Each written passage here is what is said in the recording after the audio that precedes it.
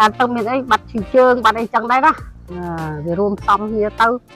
ជាចំយើងហៅទឹកហ្នឹងវាបាត់ឈឺជើងដៃយើងកលាស់កសៃកលាស់អីចឹងទៅវាស្រួល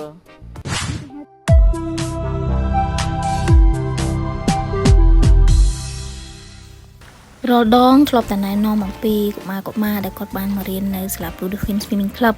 ប៉ុន្តែថ្ងៃនេះនាំអារម្មណ៍បងប្អូនមកជួបនឹងលោកពូអ្នកមីងម្ដងចាកូនចេះណែនាំថាមកហែទឹកទៅស្រួលខ្លួនចឹងដូចយើងហាត់ប្រាណចឹងហើយតែយើងមកហែទៅស្រួលខ្លួនមែនសម្រាប់កលក់អីចឹងទៅណាចាស់ណាអាយុប៉ុនខ្ញុំហ្នឹងមកហែទឹកហ្នឹងស្រួលមកហែទឹកឲ្យទៅវាសុខភាពរបស់ខ្លួនយើងចា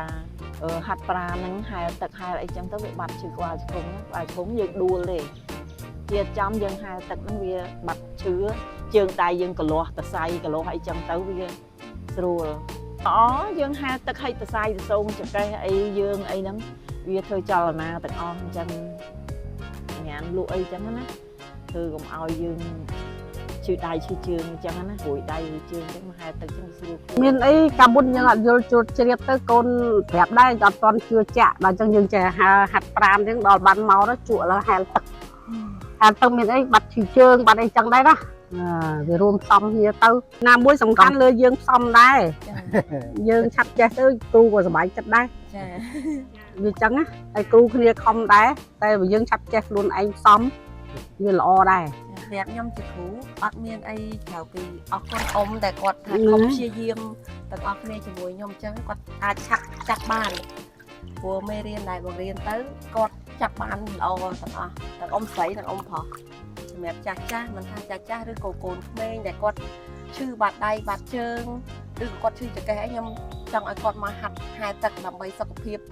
ការបាត់ឈឺដៃឈឺជើងរបស់គាត់ចឹងណាខ្ញុំក៏សូមអរគុណអ្នកគ្រូដល់អ្នកគ្រូខ្ញុំនេះហ្នឹងហើយដែលបង្រៀនខ្ញុំបានហែលទឹកបានចេះខ្លះហើយព្រោះថាយើងអត់ទាន់ហ៊ានបានវែងហើយយើងកម្លាំងចាស់ផងយើងមិនសូវហ៊ានលុបលុតណាយើងហែលខ្លីៗសិនណាប៉ុណ្្នឹងឯងតទៅមុខទេតែមុខហាត់ទេខ្លួនឯងចាអរគុណច្រើនអ្នកគ្រូជាចុងក្រោយបើសិនជាលោកពូអ្នកមីងមានចំណាប់អារម្មណ៍ចង់រៀនហែទឹកក៏ដូចជាស្វែងរកអាងហែទឹកអាចមកចុះឈ្មោះជាមួយនឹងសាលា Blue Dolphin Swimming Club បានអរគុណច្រើនជំរាបលា